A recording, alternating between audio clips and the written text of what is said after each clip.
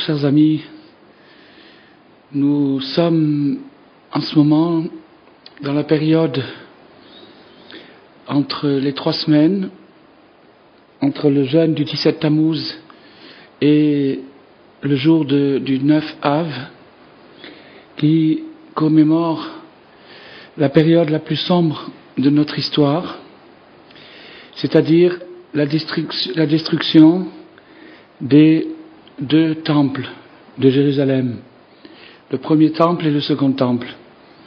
Et aussi, c'est le jour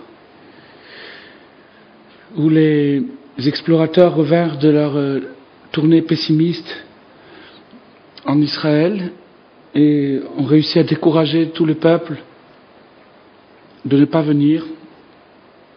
Donc, tous les ans, à la même période, maintenant, nous commémorons ce souvenir, cette mémoire, non pas dans le but de s'affliger, de s'endeuiller sur le passé, mais plutôt de retrouver le côté intemporel, le côté permanent et actuel de ce qui a pu provoquer toutes ces catastrophes, et ceci afin de réparer les choses dans leurs racines, ainsi que nous l'expliquons toujours en Chassidoute.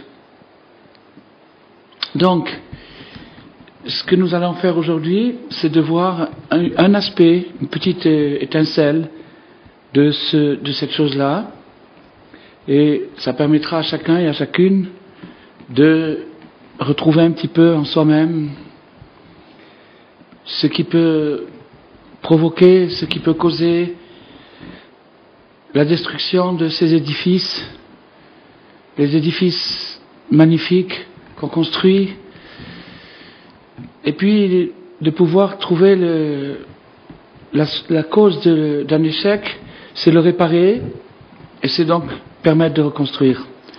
Donc Rabbi Nachman, dans la leçon 67 du 2e volume de l'Ikouté Moharan, nous parle des 4 éléments qui composent l'ensemble du cosmos.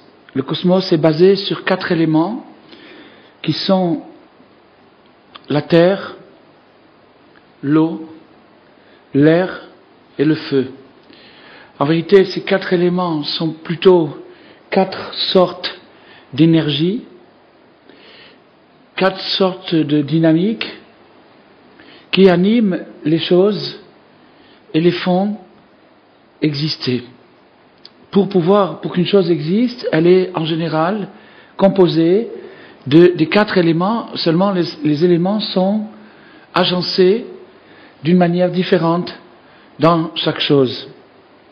Donc, Rabbi Nachman nous dit que l'essentiel du fonctionnement des 4 éléments, c'est-à-dire de la cohabitation et de la collaboration des 4 énergies au sein du créé, c'est un 5e élément, ou plutôt un avant-premier, qui s'appelle l'élément simple. En hébreu on dit Yesod Apashut. L'élément simple qui est un élément, une énergie pure à partir de laquelle dérivent les 4 éléments. C'est-à-dire qu'il y a d'abord une énergie pure, on pourrait dire une énergie brute, qui est l'origine des autres forces et qui contient toutes les forces en même temps. Alors, cette énergie, elle s'appelle l'élément simple dans la mesure où il n'est pas composé, et c'est une énergie pure, et c'est elle qui anime chacun des éléments et qui en est la source. Alors, maintenant, quand les éléments se trouvent déjà créés, toute cette théorie qu'on est en train d'expliquer maintenant, se trouve merveilleusement résumée dans la Bible, au tout début, lorsque la Bible nous dit que un fleuve sort du délice pour arroser le jardin, et là-bas, il se divise en 4 branches. Donc ce fleuve, c'est le fleuve de la vitalité, le fleuve de l'énergie qui vient d'un domaine au-dessus du temps et au-dessus de l'espace qui s'appelle le délice, le Éden. Et ce domaine qui se trouve au-dessus du temps et de l'espace, c'est l'origine, l'essence de l'énergie. Donc c'est de là que provient les 4 éléments. Le fleuve en question, c'est l'élément simple, et cet élément simple se divise ensuite en 4 éléments. Alors Rabbi Nathan nous dit que le fonctionnement des 4 éléments dans le cosmos se nomme l'harmonie. C'est-à-dire que, étant donné que les éléments sont opposés l'un à l'autre, on va dire par exemple que l'eau et le feu sont diamétralement opposés. Étant donné que la terre et l'air sont aussi diamétralement opposés, et que le feu et l'air sont aussi d'une certaine façon opposés, ainsi que les 4 éléments, donc il y a une nécessité de combiner ces forces pour pouvoir produire des choses, les choses créées, mais d'un autre côté, un danger que l'une de ces forces prenne le dessus sur les autres et les détruise. Donc, l'enjeu, c'est le maintien, la création du monde. Le danger, c'est que, en voulant maintenir, en voulant assumer le créer, les éléments risquent de dépasser leur cadre, leurs limites individuelles et de causer des dégâts. Par exemple, dans un être humain, les 4 éléments, bien sûr, se retrouvent. Nous sommes composés de ces 4 éléments. Et donc, dans l'être humain, lorsque les éléments fonctionnent en bonne harmonie, il y a santé. Et si, que Dieu nous préserve, un élément ou un autre prend trop d'importance ou pas assez, à ce moment-là, c'est le déséquilibre et c'est la maladie. Donc, ce qui se retrouve dans le cosmos d'une manière grandiose, la guerre des éléments et la paix entre les éléments, se retrouve dans l'individu, qui est un petit univers, un microcosme, où il y a aussi la guerre des éléments et la paix des éléments, l'harmonie, et se retrouve aussi dans la société qui est entre les deux. Entre le cosmos et l'individu, il y a la société des êtres humains, l'ensemble des choses créées qui fonctionnent sous forme d'une société. Donc Rabbi Nachman nous dit qu'en vérité, ce qui permet aux choses de fonctionner dans l'harmonie et dans la paix, c'est la présence en chacun du 5e élément. C'est-à-dire le fait que chacun des éléments provient de l'élément simple, c'est ça qui permet à chacun d'avoir un point commun, un dénominateur commun. Qu'est-ce qui unit l'eau avec le feu alors qu'ils sont opposés? C'est l'élément simple. L'eau provient de l'élément simple, de l'énergie pure. Le feu provient de l'énergie pure. Les deux ensemble, lorsqu'ils sont liés à ce dénominateur commun, à ce facteur commun, eh bien, ils arrivent à fonctionner. Dans notre organisation, notre gestion personnelle des énergies, chez l'individu, il y a la santé physique, les éléments physiques, et il y a aussi les éléments mentaux, psychologiques, c'est-à-dire les tendances de l'être humain, la tendance à l'expansion, la tendance à la restriction, la tendance à l'équilibre. Toutes ces tendances-là, il y en a quatre grandes tendances, et ces grandes tendances font notre caractère. Bien entendu, chaque tendance se subdivise encore en 4 et encore en 4 et encore en 4 à l'infini, de sorte que nous avons tous des caractères différents et des visages différents qui expriment le caractère. Donc, ces tendances-là font que telle personne, chez qui, par exemple, l'élément de l'eau va être prédominant, aura tendance à être généreuse. Tandis qu'une personne chez qui l'élément du feu sera prédominant, elle aura tendance à restreindre, à consommer, à restreindre. Donc, l'élément prédominant chez chacun détermine sa tendance caractérielle.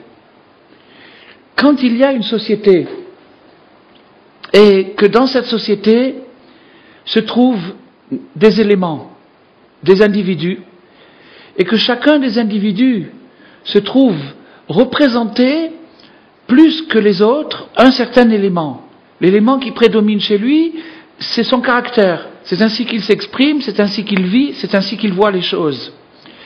Lorsque nous avons un groupe humain, dans ce groupe humain, il y a bien entendu toutes les sortes de possibilités et de combinaisons des éléments. Mais il y a des grandes tendances, des grandes lignes. Ces grandes lignes ont tendance à se faire la guerre, à s'opposer. Pourquoi? Parce que chacun, et plus les gens sont sincères, plus ils sont engagés, plus ils voudront donner du leur, plus ils voudront exprimer leurs tendances, et c'est là où il risque d'y avoir des conflits, des affrontements entre les gens, à cause de l'expression de leurs tendances et de leurs éléments. Alors là, Rabbi Nathan nous dit, c'est là où où nous avons besoin, la société a besoin vital de retrouver le cinquième élément, ou plutôt, on avait dit l'avant-premier, celui qui précède tous les éléments, c'est-à-dire le tzaddik. Il y a le tzaddik au niveau énergétique et cosmique.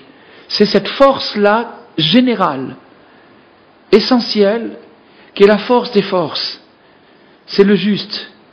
Vetzadik yesod olam. Le juste, c'est l'élément du monde. C'est-à-dire, c'est ce qui alimente, c'est ce fameux fleuve qui coule de l'Éden et qui alimente le jardin. Le fleuve, à propos duquel il est dit, je suis un fleuve qui purifie de toutes les souillures. C'est ainsi que Rabbi Nachman s'est désigné lui-même. Donc maintenant, les souillures, les déformations, les conflits, les tensions qui peuvent exister au sein d'un groupe ou au sein d'un individu proviennent de la guerre des éléments. Lorsqu'il y a la guerre des éléments et qu'on n'arrive pas à les harmoniser, alors c'est la destruction. C'est ça qui a causé 2 fois la destruction du temple. Le temple, c'est l'édification de la conscience. C'est la possibilité d'avoir un lien entre ciel et terre. Là où le ciel et la terre se rencontrent, c'est au temple de Jérusalem. C'est là où on pouvait voir le divin et être vu. C'était là où se rencontraient l'humain et le divin, le ciel et la terre. Cette conscience-là, cette unification, n'est possible que si il y a d'abord une harmonie dans le réceptacle, c'est-à-dire dans nous, dans la société humaine. Il faut qu'on arrive à s'entendre. Il faut qu'on arrive à accepter la différence. Il faut qu'on arrive à comprendre la nécessité du shalom. Le shalom étant la plénitude. Le mot shalom veut dire shalem, qui veut dire complet, c'est la plénitude. Cette plénitude, c'est-à-dire le bon fonctionnement des éléments ensemble, dépend de la présence parmi nous de l'élément simple. Qu'est-ce que ça veut dire tout ça? Rabbi Nathan nous dit, ça veut dire qu'il faut supplier, pleurer et implorer de réussir à recevoir enfin un peu de simplicité. Ce que le tzaddik, ce que le juste nous enseigne, au-dessus de tout, au-dessus de toutes les leçons qu'on peut résumer ou présenter de telle ou telle façon, la leçon la plus importante du juste, c'est la leçon de la simplicité. Bien entendu, aujourd'hui, dans notre état d'exil, au paroxysme, on est arrivé au maximum de l'exil, c'est ce qui nous manque le plus. On est tellement sophistiqué et compliqué qu'on en oublie même que la simplicité est une valeur, est une qualité, et non seulement une qualité et une valeur, mais la qualité et la valeur, parce que c'est elle qui réunifie, qui unit ensemble toutes les autres qualités. À partir du moment où il y a de la simplicité, il y a de l'harmonie, il y a de l'entente, il y a le shalom, il y a la paix. Dès l'instant où on devient compliqué, dès l'instant où on complique les choses, à ce moment-là, on tombe dans la petitesse, dans la bassesse, dans la mesquinerie, dans la colère, dans la compétition, dans la querelle, dans la jalousie, dans la mauvaise langue. Tout ça, c'est le Khorban, c'est-à-dire la destruction, c'est la destruction du temple. Ces 3 semaines doivent nous amener à une réflexion. Comment faire pour redevenir simple, pour recevoir un peu de cette simplicité, un petit peu une goutte de simplicité qui nous permet d'accepter l'autre, qui nous permet d'harmoniser, qui nous permet de temporiser, qui nous permet de nous mettre en harmonie avec l'ensemble de la société et de l'environnement. Alors, cette leçon de simplicité, eh bien, on en a fait un petit peu aujourd'hui, déjà de le rappeler, déjà de se rappeler que c'est ça qui nous manque, c'est énorme, c'est un progrès immense. Aujourd'hui, quelqu'un de simple, on le traite de naïf, on se moque de lui. Pourquoi? Parce que la complication s'est transformée en valeur, mais c'est une valeur destructive. Tandis que la simplicité, c'est la seule qui peut nous permettre de tout reconstruire. Dieu est infiniment simple. Le juste s'appelle l'élément simple. L'élève du juste, c'est-à-dire vous et moi, en puissance au moins, c'est quelqu'un qui recherche un peu de simplicité, qui recherche à simplifier un peu les choses et à remettre un peu d'harmonie en soi grâce à ce message d'espoir par la simplicité. Donc, Rabbi Nathan nous dit que cette simplicité, elle se trouve dans le message du juste, elle dépend de la prière dans la mesure où on la demande vraiment, la prière dans la mesure où ça exprime notre désir de redevenir simple, et aussi, de même que le juste est une énergie cosmique dans l'espace, c'est aussi une énergie dans le temps. Le jour où le juste se révèle, c'est le jour du Shabbat. Le jour du Shabbat, on reçoit un peu de simplicité.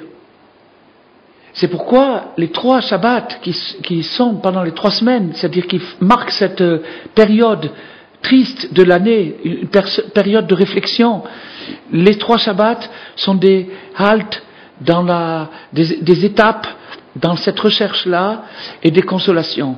Dans ces Shabbats, nous disent les kabbalistes, c'est là où on peut atteindre les états les plus élevés de toute l'année. Il y a quelque chose d'extraordinaire qui se produit pendant ces Shabbats, et cette chose extraordinaire, c'est qu'on reçoit un peu de simplicité. Donc, Shabbat, Shalom. Le Shabbat, par sa simplicité, amène la paix. Shalom, Bayit. La paix dans le ménage, grâce à la simplicité. Ce qui complique tout dans les ménages, c'est le manque de simplicité. Quand on complique les choses, quand on coupe les cheveux en 4, qu'on commence à analyser, à spéculer. Tu as dit que j'avais dit, que tu avais pensé, que j'avais dit, que j'avais pas dit, que j'avais pas pensé. Alors là, on s'éloigne de la simplicité, on s'éloigne du shalom. Au contraire, quand on cherche la simplicité, on reçoit la paix, l'harmonie, et c'est ça la reconstruction du temple que nous attendons. On peut donc déjà y arriver maintenant, un petit peu. C'est ce que nous souhaitons à chacun et à chacune, de retrouver un peu de simplicité et de reconstruire son édifice merveilleux. À bientôt.